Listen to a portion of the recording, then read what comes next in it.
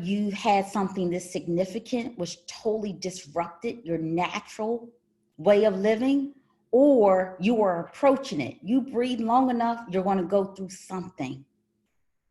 My COVID-19 experience was almost 12 years ago when I lost my son.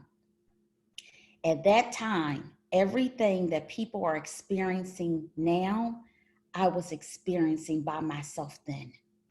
This sense of being lost in the wilderness, trying to figure out what my purpose was, whether or not I could even go on breathing again. I had to go back to work in order to put food on the table 2 weeks after burying my son. So I plastered a smile on my face in this pretend fake it until you make it routine. It was through that experience that I cultivated what I put in my book and what's seated in my messages. And that is, no matter what experience you're traveling through, your life is worth saving. That message is so relevant in this period that we're experiencing. 4 weeks ago, I hit that rock bottom again. I went out on my own. I left Pittsburgh to support my husband on his road, his dream in Florida. I left a great job, a solid income, and then I embarked on my own business. Well, half of the year has been wiped out. There are no speaking engagements. There are no consulting gigs. There's no book tour. Remember, I promised you that the book tour would kick off in Pittsburgh. That no longer is happening. So I sunk into this deep, dark space, walking around pouting, not taking showers, not throwing on some hair, not doing anything. And it wasn't until my husband walked up behind me and he said, "Atiya, we still have one another and it is good." It was a perspective shift. Because in that moment, I realized that I have journeyed through worse. I have journeyed through something that shattered me from the inside out. There was no vaccine to cure it. There was not enough money to fix it. There was not enough things that would help take away from that pain. I know what hard is. So you're going to dust off what you cultivated in order to move through this storm. In January, we talked about that fog. I specifically mentioned, don't get caught up on those cliches. 2020, the year of focus. 2020, the vision is clear. Now, I did not bring this on, but I did warn y'all not to follow all of this. It's going to be perfect in 2020. If this is not a symbolism of the fog, the density, the thickness of what we got to journey through, I don't know what is. What I told you was that extraordinary beings, they know how to do hard things, and that they push through the fog, not knowing what's on the other side. So I don't want you all to get so far thinking about post-COVID environment. I want you to focus on what is it that I have to cultivate in this hard season that sets me up from thriving in spite of. And that when the next COVID experience pops up in my life, I've already spent time cultivating. So no, don't fake it until you make it. Cultivate it until you create it. That's number one. And what is it that you're going to cultivate? Right before this madness hit, I decided to create a strategic plan for my life. We spend a lot of time on our business, whether we're in corporate America or managing our own, building up the business, but we don't invest in building up the person who's running it. We are typically put on the bottom of that list. We don't get to it. We have all these dreams and wants to cultivate a healthy lifestyle, work out, make healthy food, meditate, pray, or whatever your spiritual grounding is. But we don't take it as seriously as we take somebody else's life. I was saving people's lives in hospitals more than I was saving my own life. So I built a strategic plan, and it literally is on flip chart paper in my bedroom on the walls. I go to bed reviewing my plan every day. I wake up reviewing my plan every day. And then I go about number 2. If you're going to cultivate it to create it, you need to create the cues in your environment that keeps your strategic plan on pace. So my strategic plan is on the bedroom walls. It is literally called Save My Life. It is broken down into physical, mental, emotional, spiritual, social, financial. And every single day, there's a roadmap that I follow in order to accomplish the goals in each of those domains in my life. So when my husband snapped me out of it, it made me think, one, there are people who are stuck in a house that are not stuck in a loving home. Love is not surrounding them. You need to get a grip. 2, Atiya, you've been through hard things. You know how to get through hard things. Every one of us has a story about the hard things that we had to journey through. This might be magnified because it's a collective experience that all of humanity is going through, but it's a hard thing and it's affecting our lives. When I wake up, I know that what I eat, what I drink, everything that I consume is directly tied to the energy that I'm putting out and how I feel. So I had to stop. That first week, I was going to Publix, buying those 50% sodium, less sodium Lay's potato chips and trying to call them healthy because it said 50% less sodium. And I said, Atiya, you can't eat. You can't emotionally eat because that's not going to get you to your Save Your Life goals, right? So what is it that we're doing from a physical perspective?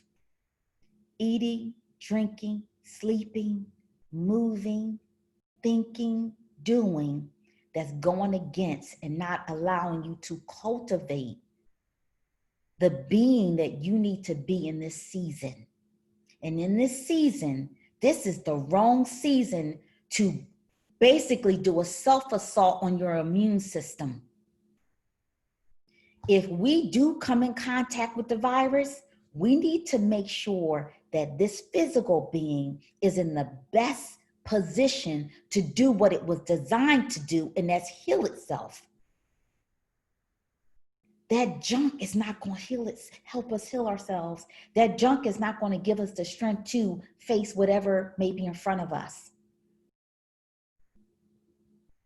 So the motivating environment that I'm creating is making sure that my minimum amount of water is on the counter and I don't stop drinking until it's all gone.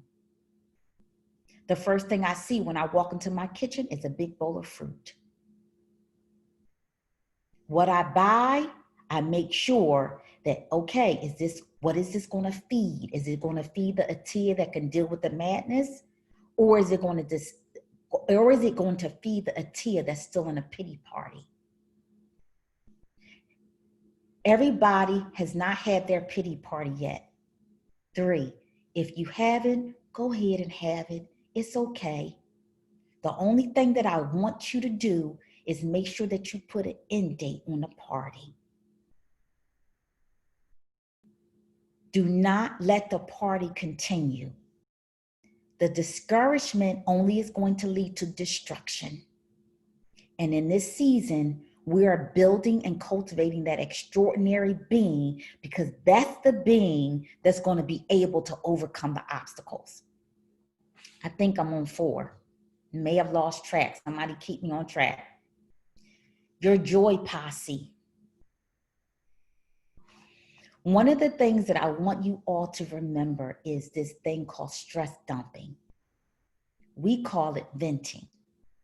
We call it chatting with our girls. We may even call it gossiping. In this season, no matter what we look like, no matter what smiles plastered on our face, no matter what you think, oh, she doing all right, we are all a little stressed. When you pick up the phone or when you go on video, FaceTime, or whatever it is, be mindful that the person that you are talking to is also carrying something to that call, that interaction. So you want to make sure that, one, if you do need to vent, you say, Danielle, look, I'm having a rough one. Do you have the capacity to hold my weight? Danielle might say, no, not today, Atiya. It was a rough one. So then we're going to turn into a joy party. So your joy posse needs to depositing more of what's going to feed you and cultivate this extraordinary being versus detract and lay more weight on you. In that joy posse relationship, not only do you need to be mindful of stress dumping, but also be mindful of how we're sharing information. Quick example. When this first started, my father was sending articles and articles about the virus. And I had to say, Abby, no more. I've reached my capacity for information. The only information I want is information that's relevant to my household and those in my immediate circle. Because that information, we have to learn how to set those boundaries. We can't carry that in this environment. Carry enough to be dangerous, but do not carry enough of the weight of whatever else is happening in the world to the point where it disrupts and disturbs your inner being. The next one is raise your expectations. I don't know anyone who is in a financial position where they're sitting back and saying life is just glorified right now financially. I just don't. Even if you were able to maintain your job, you may have been dealing with something before and now this hits you. We are all dealing with some type of financial situation. I am not going to focus on anything I have no control over. That has given me the most peace, is relinquishing the fact that 99.9% of this madness is out of my control. So Atiya, what is it that you control from a financial perspective? That means I called everybody. It could have been a medical bill. I'm not going to be able to pay that bill, that the money I owe you. We can get on an arrangement. Am I satisfied with paying $150? No, but I can give you $25 a month until this dies out.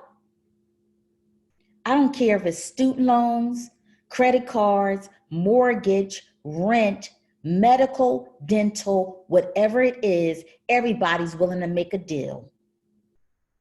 You do what is in your power, because the only thing they can say is no. You ask for what you want. I needed to make corrections in my book. I knew it would cost money. I said, I am not in a position right now to pay you to make those corrections. Would you consider waiving the fee? They sent me a note saying, I appreciate your position and I understand what we're going through, but we can't waive the fee. I said, well, I appreciate your response. And I was willing to pay the fee. I waited 2 days. I got an email back saying, Atiya, we're waiving the fee. Put out in the universe what you want. Extraordinary beings will not worry about no. They're going to ask for what they want, and they're going to ask for it with assurance and a confidence that the universe has got his back. God is covering you. And now we're on to maybe 6, your spiritual grounding. I grew up in a very diverse spiritual, religious family. I grew up as a Muslim. My mother practiced Eastern philosophies. I'm a Christian now. There's so many different things that have grounded me from a spiritual realm. The one thing my father said to me when I said I don't no longer want to practice Islam, he said, you need to practice something, because your spiritual grounding is what's going to help carry you through the madness. So in my deepest, darkest period in life, it was that faith. It was the type of faith that was unshakable. I might have gotten disturbed. It might have disrupted me, but I never lost faith. This is not the time to walk through this life without something that grounds you, that keeps you focused and together. There are some people who are dealing with very real health issues, mental health, anxiety, depression. There are people right now that are committing suicide because of the financial ruin that this virus has had on them. It's time to check on your people. And when you think about resources, you want to make sure that folks have access to resources. People are picking up the phone, and you're not assuming that they're all right, but you're making sure that they're all right, and you're helping tie them in. There are therapists. All of my appointments now are virtual. I'm not canceling anything. I'm calling my providers. Can you do a virtual visit? We don't have to see each other. Can we talk on the phone? Therapists are doing it. Whatever it is that you need in this season to keep you moving forward, you ask for those resources, you search for those resources, and if you are too incapacitated to get those resources, you get somebody else to help you. Ashley, sis, somebody you know, because I'm in a bad space right now and I need a little bit of help. This is the time where PWN gets activated. This was one of the messages that I left on. If the folks in this room are leaving here alone, not able to figure it out, don't have a mentor, then we miss the point. If your mission is to engage, connect, and inspire, then there should be a lot of virtual stuff happening right now. A lot of phone calls, a lot of checking ins. There should be folks saying, you know what? I will never be in a position where I only have one income stream.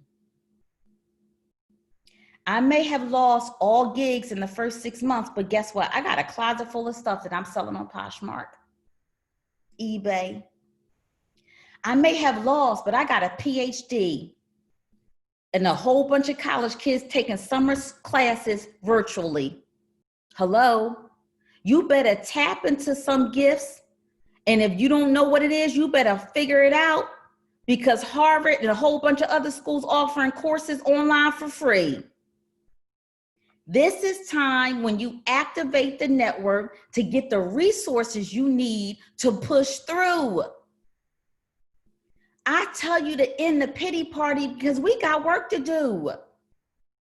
And there are some folks that are saying, stop with the productivity. Stop telling people they need to get out and build a business. I believe that, but I also believe in that end date, because we're wasting time on something that is not going to contribute to cultivating an extraordinary being.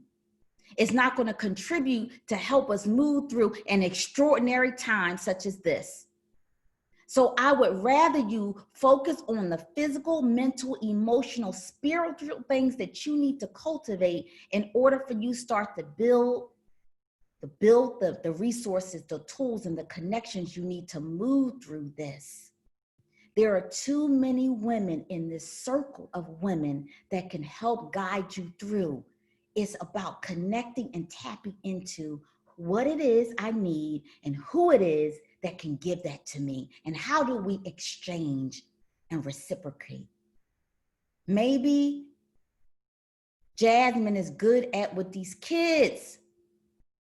I'm not. Don't ask me to do any work with your kids virtually because I'm not that girl. But guess what? She got that on lock. Maybe she could do a virtual reading time. We're about to wrap up, so I need to rush through this. I am so focused on, in this phase of the experience, on building up the extraordinary being that I know I am. And there are resources. One of the things I'm doing, I'm reading things that are going to do just that, cultivate the extraordinary. One of the books is The Hope Quotient by Ray Johnston. And it's about measuring hope, raising it, and never being the same because you have it.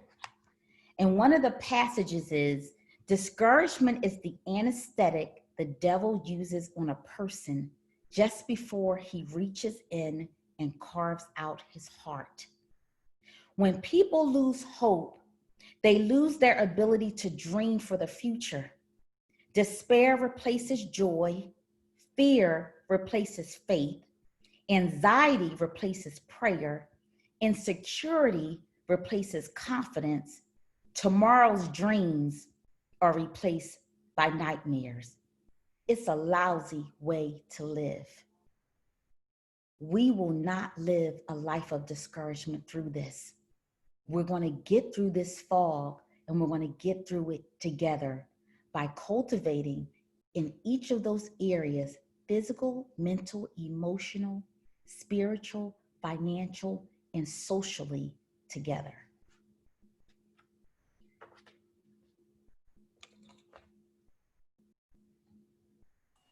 Thank you so much, Atiya.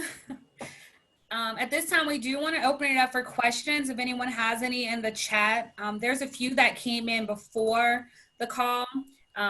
Just for those who hear my voice who maybe came into the call a little bit later, I'm Danielle Parson, the founder and executive director of PWN, Professional Women's Network. We had the honor and pleasure of having Atiya here in January for our luncheon. And when she reached out to do this, which is why it happened so fast, and we're so excited to have her tonight, we just knew that this was the right person to have this conversation.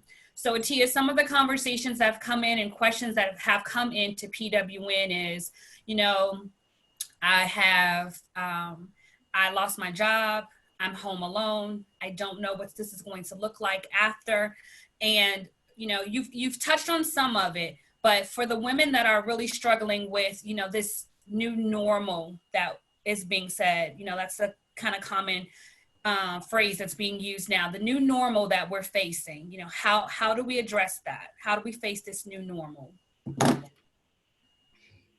So a couple things, you know, I'm sure we've all had to face some new normal, but again, I'm acknowledging that this is a new normal at such a heightened level. And I had to face a new normal that was at that magnitude. And so the first thing I had to do was really focus on, within this new normal, what is it that I need? Again, clarity on what I need to, who I need to be within this new normal in order to create my new future. So one of the books that I talked about in January was the book called Atomic Habits. And one thing that James Clear talks about is, it's one thing to write goals and to create a strategic plan. It's another thing to become the person who you need to be in order to see that out. So if you are in a position, especially when you've lost your job, you're home alone, what are the first things you need to do about the job thing? And it's rethinking, again, those additional streams of income. I am dead serious about what I'm doing to survive, but I'm also dead serious about how I'm building another platform, another business, so that I'm never stuck. Even if I went back to corporate America, I don't want to ever be in a position where I'm not able to pay a bill. And so I'm looking at, what are the businesses of the future? What are the COVID businesses now that are thriving? And what are the post-COVID opportunities that I haven't tapped into yet? Figure out what it is that you are interested in and passionate about, and then figure out how can you get those resources free or at a low cost, or somebody can help tap you into the resources that you need. So for example, those educational courses that are online for free. Spend some time truly quieting, because when you are in a place where all your normalcy has been ripped away from you, it is easy to make a decision that you are going to regret post this experience. So I need you to slow down. I need you to really get in tune to who is it that I need to be right now, quiet my mind, get clear about what I want to do, and then find the resources to do it. But don't make a knee-jerk decision based on your current decisions. We make the worst decisions when we feel like our back is up against the wall. We will get into a contract, a job, or some other arrangement that totally is against who we are, and it really disrupts who we want to be.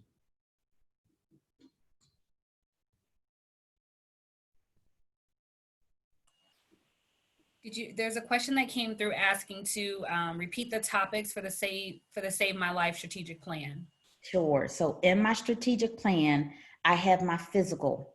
What do I need to do? Understanding that everything that I put in my body is going to come out in my attitude and my well-being, everything. So my physical, my mental, my emotional state, my spiritual state, social. Some folks don't need to come back. You don't need to be with after this. So if you're distant from them now, just say that this is a head start in kind of weeding out the circle. So your social, and then your financial. And we talked about this a little bit, Atiya, for the financial side. And with the thought process be to take the time now to seek out those additional resources. Like, we're going to get through this. We're being told to, plan, stick it through financially. There's been a lot of different webinars and tools. But this is a time, I would think, to research and find those experts and take advantage of, like you said, there's some professionals out there that we normally would have to pay $500 an hour, and they're on Instagram live free every day. Exactly. So many tools out there, but repeat your question, Danielle, because I'm sorry. I kind of threw everything all there in one. So the financial side, we talked about, that, I need to know what's your handle on Poshmark, because I've seen some of the things that you wear. So if they're on Poshmark, I need to go log in and figure out how to make that work. But so just finding out, this is the financial situations that we have. It might be a little bit tighter than it was before COVID. How do I see past that? And I'm saying, when you and I spoke, we talked about looking at some of those free resources. What's some other things that can keep us grounded and not freak us out because our bank account is not where we're used to it being right now? Well, I'm going to tell you what I'm doing. And that is, one of them is Poshmark. Folks got stuff to sell. Sell your stuff. I can't wear it anyway. I've been wearing this same sweatshirt dress, like every other day. I just wash it. And I am realizing that I have way too much stuff. There are apps right now that people are using, Upwork, Steady, Wyzant, and I'll put these in the chat. These are all like you can look for virtual opportunities, things that you can do that you don't have to get stuck doing. So remember, I said, don't make a decision that you're stuck doing. These are great temporary virtual opportunities that you can find work, especially if you are able to teach and tutor. A friend of mine, her two siblings, they're grown, they're two siblings, they tutor children from China, and they're making a lot of money doing it. So these are some unconventional things to do while you're at home. You're trying to figure out how I generate additional income. These are things that I've already signed up for, the tutoring, the Poshmark, like I said, Steady. My thing is, I have a PhD. If I got to feed my family, there are things that I have to do that people are saying, would you really do that? We're not going to go hungry.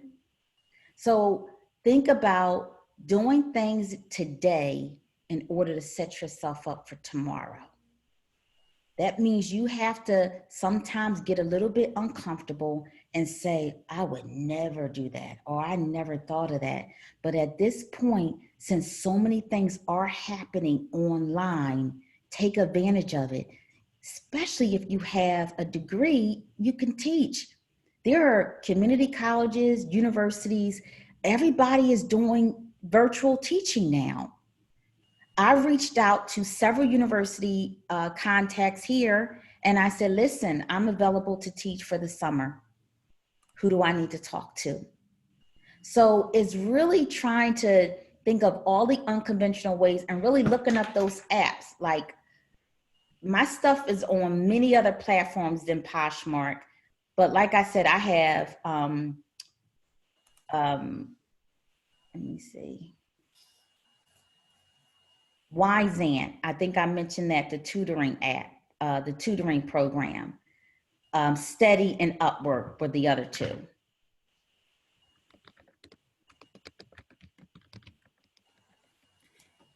And for the ladies on the call, we had also talked about, PWN wants to be very intentional with what we're doing here today. So Atiya, of course, has a great message for us as always.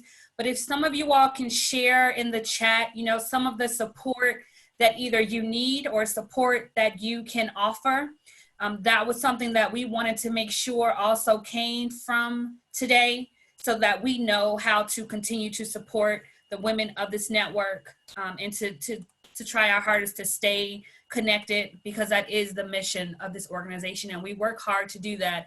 And we've been able to do it well over the last 4 years with our luncheons and with our in-person events. And now COVID is teaching us that we need to learn some new ways to do that. And we are open for that challenge. So if you want to either email us at info@prowomensnet.com, if you don't want to share it to the group, if you want to send it to one of us privately, you can do that in the chat as well. Or if you just want to share, to everyone, what do you need right now? We're open to hearing that. And then as well as, some things about what you've learned and you would like to cultivate from this experience. You know what? I am so sorry. I have been sending messages to one person on here instead of everyone. And I know she's like, excuse me. She got some good information. So can you, if you could send, maybe I can do it again. The other thing is, especially you mentioned somebody is home alone. So I have the privilege of being in a home with people that I like and love, and a dog. Some people are in total social isolation, and isolation decreases your immune system. It increases your anxiety, your affect, everything. So it's important that if you know that someone is home alone, it doesn't have to be just an elderly person. I would go crazy. I like being around people if I had to be in a house by myself. So make sure that you are finding ways to stay connected. We've also, a lot of people are doing their family group texts. If you love some of the folks in your life, make sure you stay connected to them. My daughter every Friday does yoga. So she does yoga and we attempt to do yoga. But every Friday at 8 o'clock, we're doing a family yoga session. And she's teaching us just simple stretches before we go to bed. That's another thing. I think one of the books I sent, Why We Can't Sleep, the new women's midlife crisis. A lot of people are unable to sleep right now. They can't get their mind to calm down. The chatter, the noise is loud. So even creating a nighttime routine is called sleep hygiene. Getting yourself prepared to go to bed. Whatever is music, meditation, prayer. But don't just go from being overwhelmed with the day, with COVID, and then jumping into bed. Prepare it so that there is sanctuary, that bedtime becomes a safe haven, a place where you get refuge and renewal. So those are things that you think about. Everything you do, your day, your life cycle in one day, and look at each part of the life cycle of your day and say, what is it that I can do? What's the one thing that I can do in that part of my life cycle in the day that would help shift things? What's the one thing I can do? The one thing me and my husband do every single day is walk. The one thing I do every day is make a smoothie. The one thing I do is work on my business. The one thing I do is pray. The one thing I do is read a book. So in each of those dimensions, what's the one thing that you can focus on to cultivate the person you need to be to thrive in spite of this climate? That's great. And then, so someone did ask, are we planning to have more opportunities like this? Absolutely, we are. We do want to help to be that support system. So thank you for asking that. Atiya also added some books and resources in the chat for anyone who hasn't had a chance to take a look at those. And Atiya, can you tell us about the great resource that you are giving to us after this call? Yes. So I am going to send the link to be sent out to whoever wants to download the first 3 chapters of my book, A Life Worth Saving, A Nurse's Journey from Sickness to Healing. And so that you'll have a sneak peek into this book. And then what I say is relevant, it is relevant. You don't have to have journeyed through what I've journeyed through. I think it's just journeying through life, especially the conditions that we are collectively experiencing.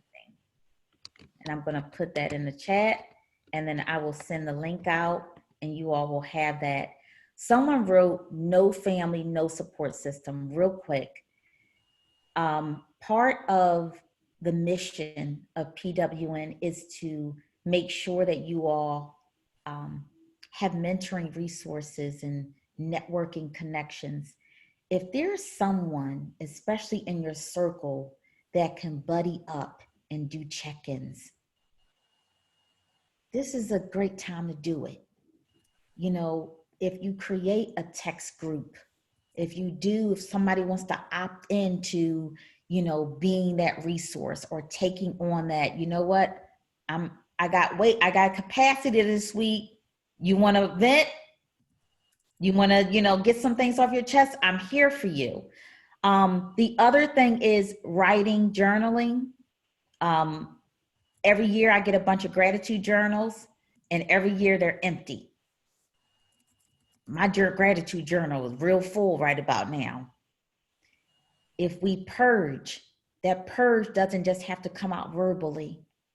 But one of the key things my therapist told me to do when I lost my son was, she said, write your story. This is a great time just to write, to get it out. She said, write your story and get a dog. And those 2 things right there were 2 things that helped save my life. And one last question before we wrap up, Atiya. There's a question that came through that's asking about advice for working from home moms who still want to work on their business ideas, and now they're more busier than ever working from home and being a teacher. So all I can say is I never in my life would advocate for teen parenting, but I am thanking God right now there are no kids in the house. So I understand. I've been there, done that. And so a lot of my friends are raising their children, and they are either in corporate America, running their own businesses. Some of them are doing both. And so and this is interesting, this question came up, what we just started was helping to create a structured schedule. Contrary to what we think, kids thrive on structure. And literally taking out your calendar, and this is mommy time, this is business time, this is kids time. How do we create structure, and then how do we get help? I'm so sorry. I know some folks don't believe in the TV, but sometimes the TV was my lifesaver when I needed those moments to do what I needed to do as a mother. And so there are so many educational tools, whether on YouTube, whether they're on television, that you can park the kids in front of or put them down to sleep. I have a friend who has, I believe, a 3-year-old and a 6-year-old, and she wants to build her business. And so I said, does your 3-year-old have chores? They can walk and talk, give them a broom, even if they pretend sweeping. We need to be, I'm serious, we need to be creative in helping them, helping divert their energy into doing some things so that you can get some things done. And I'm like, you need to start working on giving her some chores. You need to have the 6-year-old sit down and start reading. I don't care if she don't know how to read. She gonna learn a day. So there are certain things that we need to put structure in place, or playtime, or whatever it is, so that you can steal your time away. There's a woman who's actually getting on virtual and engaging with the person's children. She's reading to children so that the parents can get a break. At this point, we need to do whatever it is by any means necessary. And so tap into, hey, Atiya, I know your kid's out the house and you got some time. Can you read my children a story or two? Can you teach a lesson? There are folks like us, and I am raising my hand, that may have a greater flexibility to help. That's what this network is about. Ask. Sometimes the only barrier is that we don't ask. We don't open our mouths. Sometimes we are the ones saying no. Ask somebody for some help. Absolutely. Thank you so much, Atiya. Can you send the link again in the chat? It looks like it didn't come through. So I'm sending the link to you. Me. Okay. Yeah. So everyone that's on this call will receive an email after this call with that resource, as well as additional resources. And I hope this was helpful. I am open, whatever you all need. Sometimes it's just, we need somebody to need to feel like, look, we're not in this alone. I'm here. I appreciate that. Thank you so much, Atiya. Thank you so much for your time today. And ladies, thank you so much for taking the time out. There's one other question that's come up, and it's actually from someone that's on our advisory board. Jessica Brooks is in the house. Thank you so much, Jessica, for being here, our advisory chair. She has a question, as well as a couple of other women have asked the same question. So I'm going to end off on this one because it's come up a lot. When you're in the house with your spouse all day, every day, so you know this because you've talked about your husband, do you still make an effort to keep it cute? Whoo, that's a good question. Well, my husband is so sweet. Jessica knows him well. He doesn't say anything against you. So you have to read his body language. I figured that after a week of taking a shower a couple times and not kind of getting myself together, it was getting to him. Because finally, when I did take a shower and get dressed, he went berserk. He was so excited and so happy. And I started saying, you know, look, I'm getting used to my real eyebrows coming back. I'm getting used to what my feet really look like without a pedicure. And it's not always pretty. So when he gave me that reaction, it hit me that I need to do better. I need to encourage my husband that all is not lost. And since we got to spend a lot of time together, it's time for me to look cute. And what I realized, as soon as I started washing up every day, brushing my teeth, looking cute, he has been in heaven. So yes, we need to all get through this together. We're not the only ones suffering through this. Our spouses are too.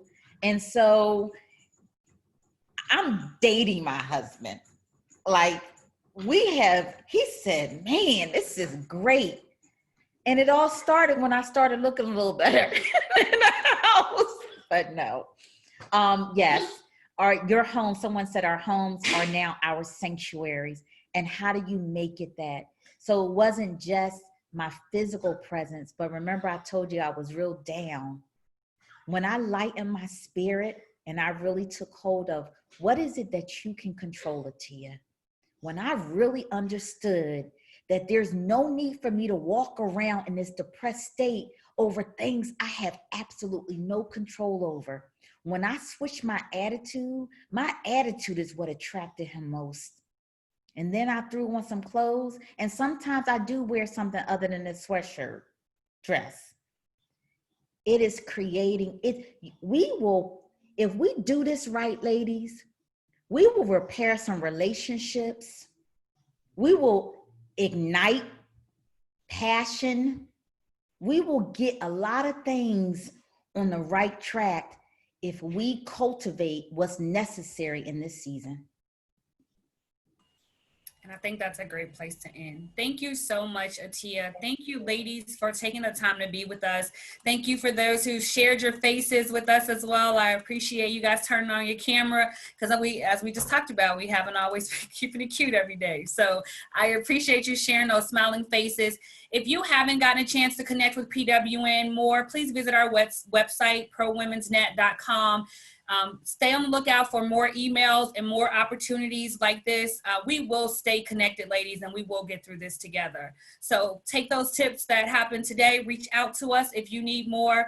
If you need to get in touch with Atiya, please, look, I was just about to say it and she already put it up there. Her email address is there. And Atiya, we definitely appreciate you. Thank you so much for all that you've done for PWN and just for the ladies in this region. So you guys have a great evening. Keep it cute, keep it safe, and we wish you and your families all the best. Thank you so much for being here. Safe and healthy. Bye-bye.